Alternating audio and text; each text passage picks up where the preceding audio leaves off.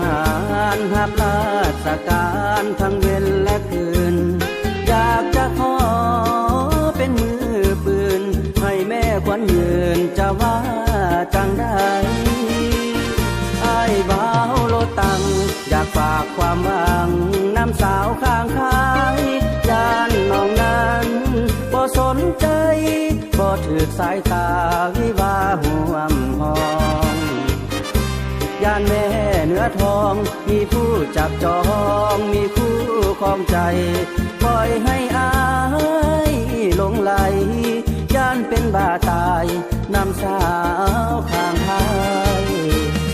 ยิ่งนั้นมักได้ชายนั้นมักได้บูหานเพิ่นกล่าวมันถือกับคำเพิ่นเว้าแต่อายบ่เอามาเป็นความจริงให้เกียรติศักดิ์ศรีน้องคนดีเป็นลูกผู้หญิงอยากได้น้องมาแอบอิงหากแม่ยอดทิ้งบ่ได้กล่าวหา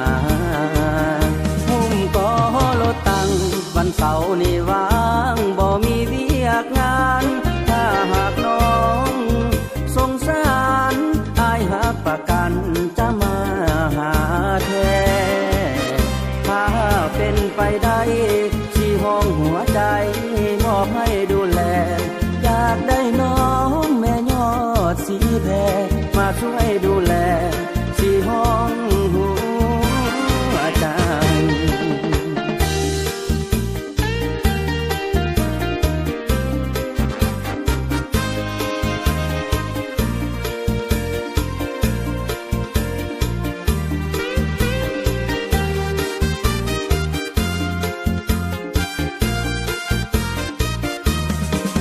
นั้นมักได้ชายนั้นมักได้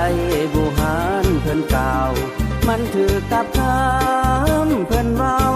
แต่อายบ่เอามาเป็นความจริงให้เกียรติศักดิ์ศรีน้องคนดีเป็นลูกผู้หญิงอยากได้น้องมาแอบอิงหากแม่ยอดทิ้งบ่ได้กล่าวหาก็ลดตังวันเสาร์นี่ว่างบ่มีเวียกงานถ้าหากน้องสงสารอายหักประกันจะมาหาแท้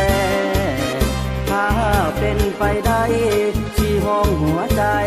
มอบให้ดูแลอยากได้น้องแม่ยอดสีแพรมาช่วยดู